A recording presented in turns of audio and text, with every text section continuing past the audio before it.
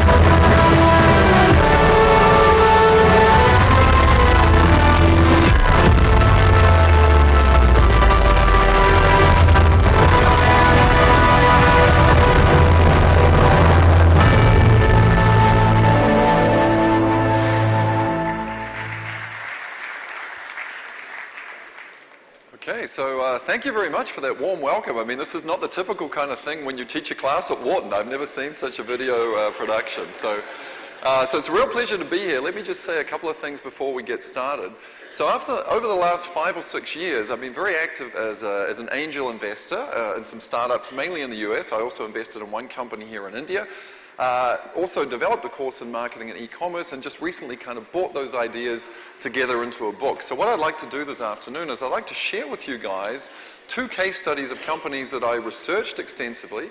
I also invested in both of these companies. One of them had a very, very large exit to Amazon. The other one has just been named the #1 e-commerce company, actually #1 brand by Fast Company. Apple was #2. And what I've learned from those companies and what it might mean for India. I certainly can't profess to have any real expertise per se in India, although I've been here for a month in Hyderabad at the Indian School of Business. And having really enjoyed my time here for a month, I'll be cheering for both New Zealand, which is where I'm from, and also India in the World Cup cricket that's starting this weekend. Okay. All right, so let me just continue. So just recently, 6 months ago, I ended up publishing this book, and the book's title, Location is Still Everything. And there's a very specific reason for this title. When we think about retail and we think about commerce, the notion is location, location, location. So my friend Sunil from Boston, if he and I open a shop in Boston selling wine from New Zealand, there's sort of good news and bad news. The good news is that we know exactly where the customers are going to come from. They're going to come from a very small region around the shop itself. Probably nobody is going to drive from Baltimore to go to our shop. So the good news is we know where the customers come from. The bad news is the market is very limited. And it sort of seems to me in e-commerce the problem is the reverse problem. If Sunil and I have NewZealandWines.com, the good news is the market is the entire US, maybe even the entire world. The bad news is how does anyone ever find out about us? And so the notion behind location is still everything is that because the real world itself is not flat, the location of your customers relative to their offline options and the location of your customers relative to other customers determines their propensity to do things online. So I'll give an example of this in a moment through a company called Diapers.com that was part of the Quidsy family that was acquired, as many of you know, by Amazon for $545 million. But the point is, even though access is flat in terms of e-commerce, as many of you in the room know, demand is not flat. And demand is systematic, and I want to share a couple of ways that we can predict that. So let me just sort of get right into it. The 2 companies I'm going to focus on, first of all, Diapers.com. Some of you in the audience have heard of Diapers.com. Okay, very good. It was part of a family, Quidsy.com, founded by Vineet Bara and Mark Law, 2 fellows, 2 childhood friends from New Jersey. And it seems like a lot of people get good ideas when they have babies, okay? So these 2 fellows both were young parents. They had a contract with their wives for 1 year to pursue this crazy idea called 1-800-Diapers.com, where they would go to large retail outlets in New Jersey, buy all of the diapers, bring them home, and sell them over the internet for a loss, okay? That was 2005. By 2011, they'd launched about 10 different verticals, diapers.com, soap.com, beautybar.com, casa.com. The whole thing was sold to Amazon for $545 million. So the second brand, Warby Parker, is somewhat similar to Lenskart here in the in India, but Warby Parker is developing its own online brand. So I'm going to take us through two different case studies with sort of different ideas. One is going to be about demand spreading over time and over space and how we can leverage the real world to facilitate that. The second is going to be more of an omni-channel play. As many of you in the investing space and entrepreneurs here know, when you start online, invariably you end up doing things offline as well. And Warby Parker found themselves in this position. They were the world's first online brand selling eyewear, trying to disrupt the market that was built by Luxottica. So Luxottica is an Italian company that about 500 million people on the planet wear their product. The glasses they sell, the brands are licensed, whether you're wearing Tiffany, Armani's, Dolce & Gabbana, doesn't matter. It was designed by Luxottica. Luxottica owns Sunglasses Hut in America. They own LensCrafters. They have insurance company tie-ups. It's a beautiful soup to nuts monopoly that has margins like this. And so Warby Parker built an online brand to try and disrupt that. So let me get right into it. So you guys, here's the website, diapers.com, everything but the baby. You can see the other brands at the top that were launched also as verticals there. As I mentioned earlier, diapers.com was acquired by Amazon for $545 million. One of the reasons I believe and understand that diapers.com was acquired, it was a company that was just phenomenally good at logistics. What you see there in the warehouse, I visited out in Western Pennsylvania, is the Kiva robot system. And I'll mention this later on. Some of you might find this very interesting. Mark Law, one of the co-founders, now is starting a company called Jet.com. I'd encourage you guys to look it up online. He's just raised $80 million to do it. And the notion, best I can understand it, and I'm not going to give a very good explanation, is he's taking the idea of a warehouse club in which one pays membership fees, combining that with logistics, and he's about to raise another $550 million, essentially to try and compete and maybe even outdo Amazon. That's the idea. Okay? So, with diapers.com, and then Warby Parker, the next brand we're going to look at, this is going to be about online-offline interaction. And a couple of facts about the company. They've sold over 1 million pairs of glasses to date. For every pair of glasses they sell, they donate sufficient money such that someone else in the world can get a pair of glasses. And of course, that's very economically empowering. The economic impact of giving someone glasses through this program is about $200 million US thus far. If I can't see and suddenly I can see, I can learn to read, I can get a better job, I can get more education and so on. The company has an annual run rate of about $100 million. They've raised about $115 million in funding. And just recently, if you guys, I won't click it, if you want to take a look at this, they've been rated by Fast Company the #1 most innovative company in the world, with Apple #2. Now, who knows what these lists really mean? I always joke with my friend Sunil, you know, when Harvard's #1 and Wharton's #5 in the rankings, you know, what do those rankings really mean anyway, okay? But it's kind of nice validation for 4 MBA students from the Wharton School who were trying to change a business where you could disrupt the margin. And I'll say more about this later on, but there are many, many businesses, from eyeglasses to mattresses to watches to Italian shoes to perfumes, that have the properties of a price here and a cost here, that if one could build a digital brand, there may be some interesting things that could happen as a result. So without further ado, I have to show one equation since I'm here in India. I know you guys like math, right? At least all my Indian students, my profs when I was in grad school, even as a marketing student, 2 of my profs were engineers from IIT. So they'd be very disappointed if I didn't show at least one equation. So we all know that fellow on the left with the good hair. That's, I can't help myself cold calling a little bit. I was teaching till 7 o'clock last night. Does anyone know who the fellow on the left is? Isaac Newton, thank you, sir, very good. The fellow on the right is more obscure, maybe only known to Sunil and myself. There's a fellow called William Riley, who was a geography professor at UCLA. And the reason I'm putting his formula there is just like in real gravity, when things are large and close, they have big attraction to us. It's the same thing in retail. If I have a choice between going to a very large town on my right to do my shopping and a very small town on my left, I'd rather go to the large town. And in fact, I would be willing to travel further to the place that's larger, that's more commercially attractive. So when I was writing this book, I thought about the notion of retail gravity. This formula is explaining the indifference point between 2 cities, A and B, as a function of the distance between them and their relative sizes. And the idea here is that gravity is both the metaphor and also the acronym in the book. So if you want to make things commercially attractive, what do? You make them big, like the Everything Store, or like Flipkart. And you bring them close, so you remove all the frictions in the buying process. So when things are big and things are close, they have strong gravitational pull over you. So when Jeff Bezos launched Amazon back in 1994, another interesting point, of course, is that he chose books. At that time, books was the number 25 ranked product sold through catalogs in the United States. So if I were Bezos, which I'm not, he's obviously a very, very smart fellow, he realized that you don't want to take the number one product category and put it into the electronic catalog of the internet, because the number one category at that time was apparel, and apparel and clothes have what's known as non-digital attributes. This is a bit of buzzword that we'll come back to later on that's very important, whereas books only have digital attributes. When I buy Sunil Gupta's book, there's no loss of information in it being communicated over the internet. When it shows up at my house, it's not different content, it's not a different price, it's not a different author, but I don't really know what this feels like till I try it on. So companies now are getting very, very creative around the problem of resolving your uncertainty about non-digital attributes, either through reviews, through sampling programs, and so on.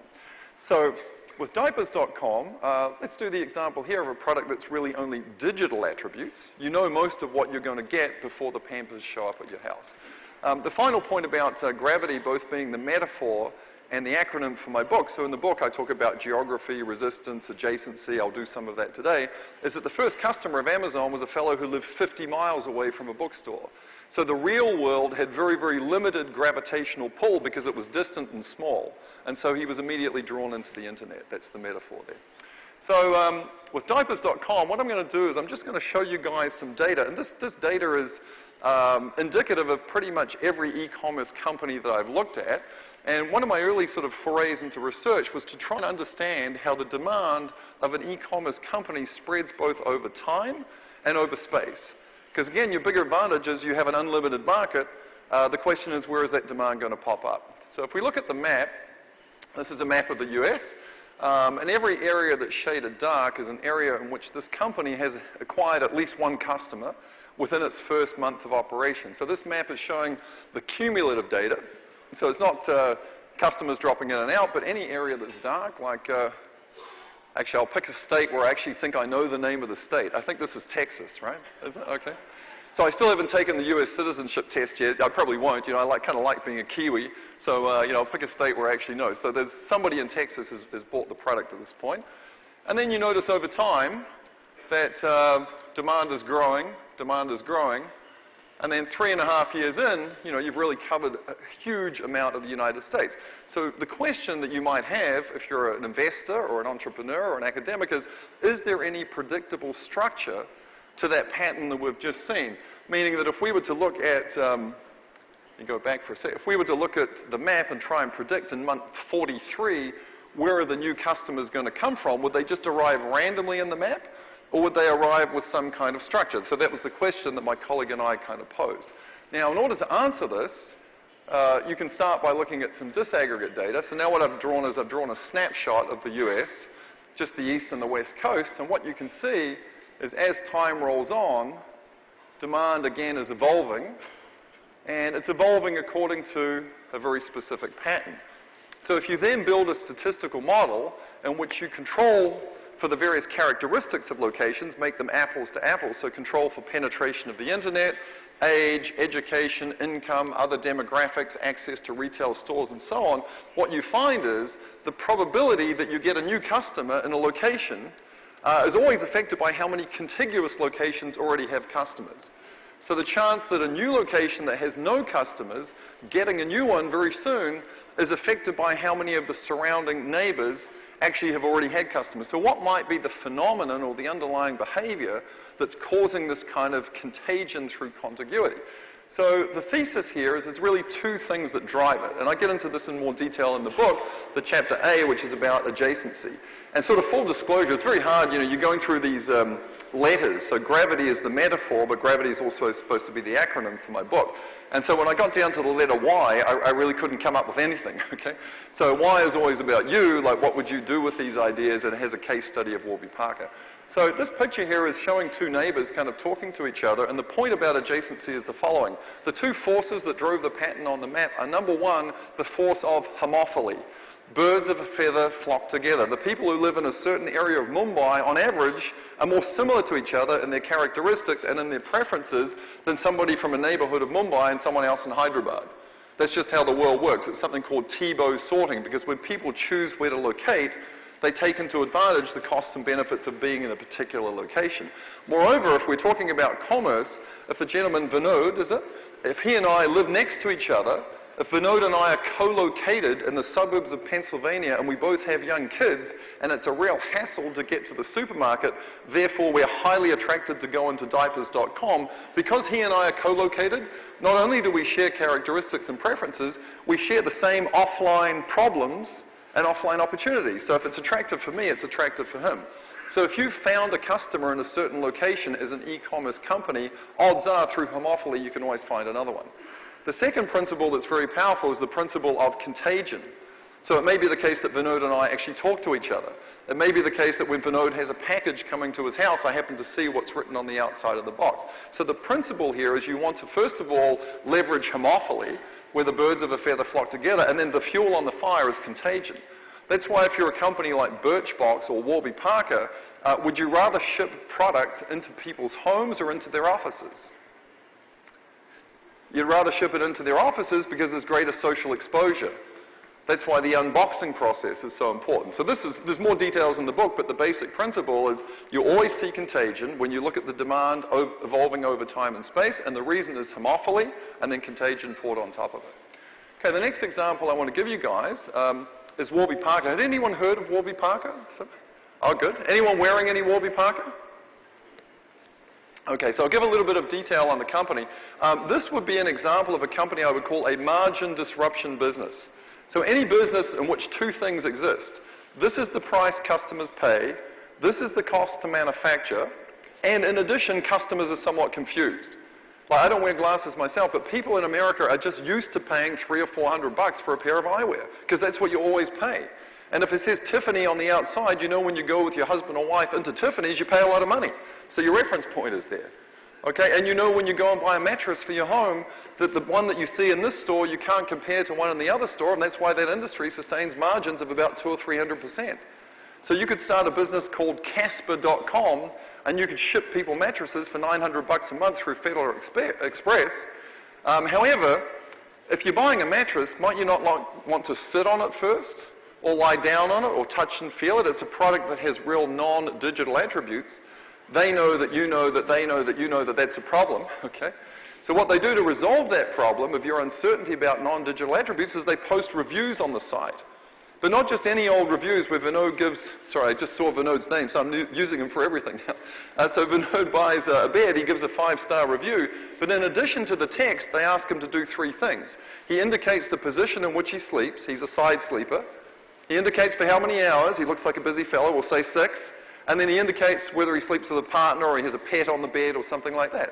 And so what that allows the customer to do is then to find the match of the person who seems like the clone of me, who seemed to have a good experience, and get around that. So Warby Parker is the prototypical business that disrupts another business where the margin looks like this, and they do it with a vertical brand. In fact, these guys, this has become a verb in the United States. To Warby Parker a business means to go into the cologne business and take a product that costs this and, you know, this to the consumer, this to cost, and to sell it for this and to build a digital brand. So with these guys, when they first started, they had 2 channels through which you could buy the product.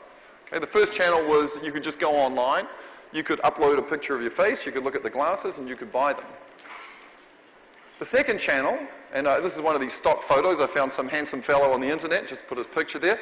He's doing his virtual try-on. The second thing you could do is you could use the home try-on, and this is a whole story in and of itself. This is the attempt by Warby Parker to help you guys resolve the problem of uncertainty about non-digital attributes. People like to touch and feel glasses, so what they do is they send out 5 for 5 days for free. And the other benefit, actually, just from a branding point of view as an aside, when they did this, when the press first started talking about it, and they called this company, these guys are the Netflix of glasses. So now you've got a nice attribute and a moniker that you can hang your hat on. So this is the second way that you could buy the product. Now, you might imagine that the fellow who's willing to go straight to the website and buy the glasses has a much lower need for touch and feel than the fellow who feels like he actually needs to have 5 in his hands, or the lady who has 5 in her hands, ask your partner and so on for feedback. So they also realized even among this group, maybe 5 is not enough, but we can't really send you 20, so here's what we might do. We might thirdly open a showroom. Now, I want to differentiate two kinds of stores they have. If you guys have been or you're planning to be in Manhattan anytime soon, or San Francisco, these guys have phenomenal, just beautiful flagship stores, one in Lexington at 83rd, another one in downtown Manhattan. What I'm talking about here, rather than this is the flagship store that they built. It was actually designed by the fellow who was involved in the Apple stores. I'm talking more about a store in which it's somebody else owns the retail space, and they put in an inventory only of Warby Parker product. Okay? So what you could do if you wanted to buy the glasses, you could go to somebody else's clothing store in Philadelphia. You could try them all on. You couldn't take them away. So this is another interesting point. This is a company that's providing information about the product offline, but the fulfillment still happens online. So information's delivered offline. You can touch and feel all 300 pairs, but then you buy it through the iPad. So the question they had was, when you open an inventory showroom in a location, what happens to demand? What's the online-offline relationship look like? And so my co-authors and I found the following. When the lady here, her situation changes from having 2 options now to having 3, what does the addition of the third option do? Well, relative to another location that's exactly the same in all other respects, but does not have a showroom, the location that gets endowed with a showroom demand goes up 9%. Okay? In addition, the location that's endowed with a showroom, online demand goes up about 4%, and that's statistically significant. So there's something about the fact that you have an offline presence that's giving a brand legitimacy, or it's doing something that's causing customers to buy more online. And unfortunately, though, we found that the sales through that home try-on program, try 5 for 5 days for free, once you drop a showroom into a location, the sales through the sampling program go down. Now, on the first cut, that looks kind of negative. However, it costs Warby Parker $15 to send a pair of glasses to somebody through the home try-on program. When you dig a little bit deeper, what you find is that actually the home try-on orders go down 8%. So if orders go down 8% and sales go down 5%, that means that the conversion rate of the home try-on program goes up. So not only through the addition of offline presence do you sell more in total, you sell more through the online channel, and the sampling program that you had in place just became more efficient. And my colleagues and I looked a little bit further at this, and we found that returns through the web go down when you have a showroom. And also this one here we particularly like. So a great thing, as many of you in the room know, when you work with these young companies and young entrepreneurs, they don't believe in NDAs, they don't believe in hiding their data. You have a Dropbox and everything's in there, okay? So if you're a customer of Warby Parker, I know the zip code you live in, I've got your email address, I know how bad your right eye is, okay, and all that kind of stuff. So there are certain people in the data who would not do 1 home try-on, they do 2, 3, or 4, which is very costly for the firm. But once you open a showroom, the probability that people do multiple try-on goes down. So what it's doing is it's realigning the customers to the channel that kind of fits them the best. So what's the point we take away from this? So the point here is this idea of topography, continuing with the gravity phrase, that the online and offline worlds are just merging together. Customers are, by definition, omni-channel, so therefore we need to be as well. And this is just kind of a cute picture of Warby Parker before the fellows had any money. What they did, the brand name Warby Parker comes from a book, unpublished, written by a famous American author. So during Fashion Week in 2011, they hired a bunch of models to take over a floor of the New York Public Library. Each person in the picture there is wearing a pair of Warby Parker glasses, and the name of the glasses is consistent with whatever the name is on the book, okay? So I think this is also a great example of doing something in the offline world that's brand consistent that you then amplify through the online world. Okay, so what can we take away from all of this? And I certainly don't pretend to have deep knowledge of India. As I said, I've been here for a month. I'm now chairing for both India and New Zealand in the World Cup cricket.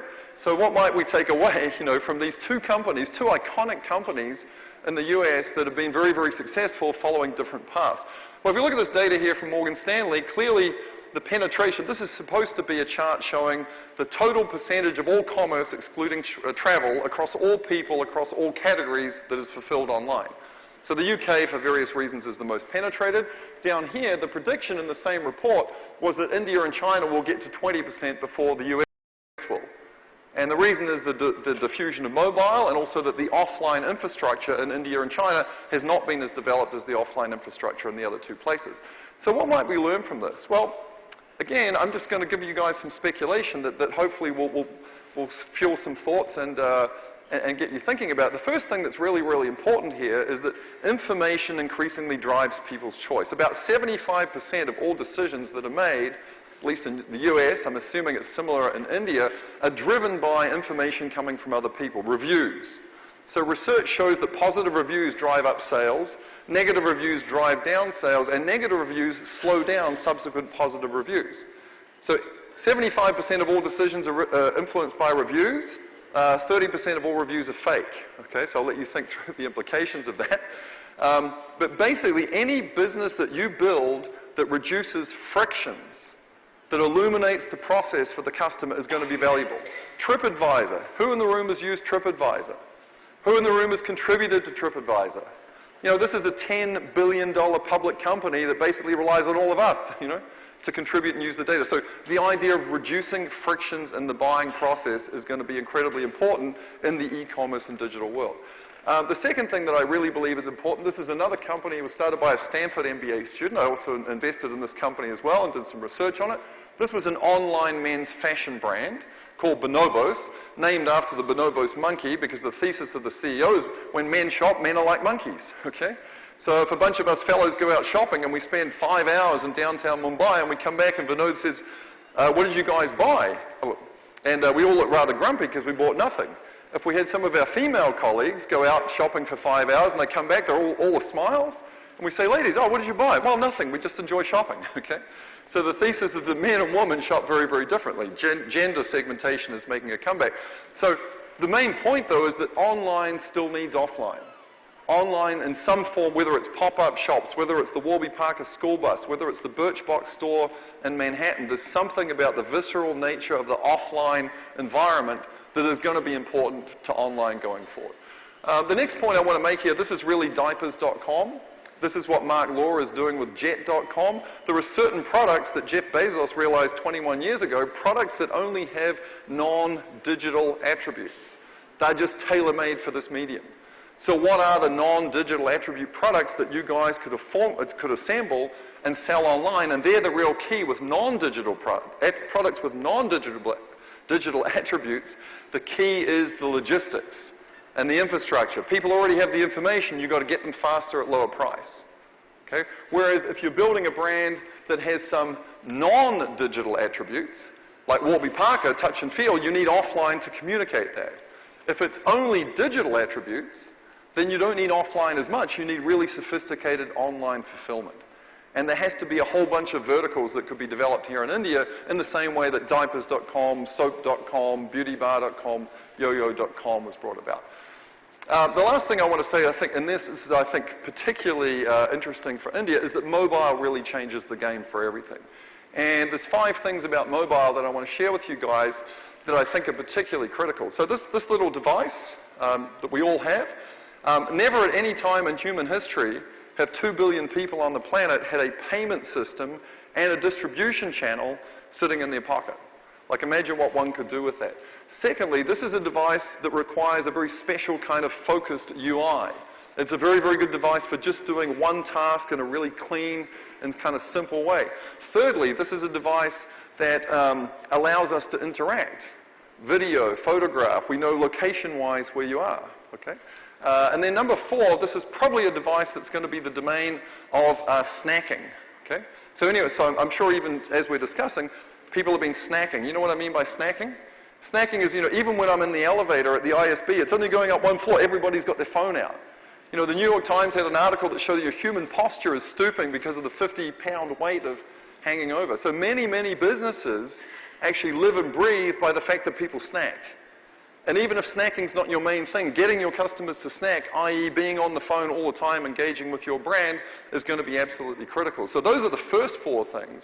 And then the 5th thing that's maybe the most key about this little fellow is we all know that the most powerful form of marketing is typically not advertising, but it's word of mouth. I see an ad on TV for a car, it might affect me, but if my friend Sunil says, hey, you've really got to test drive the blah, blah, blah, that's the one for you, I pay more attention to Sunil.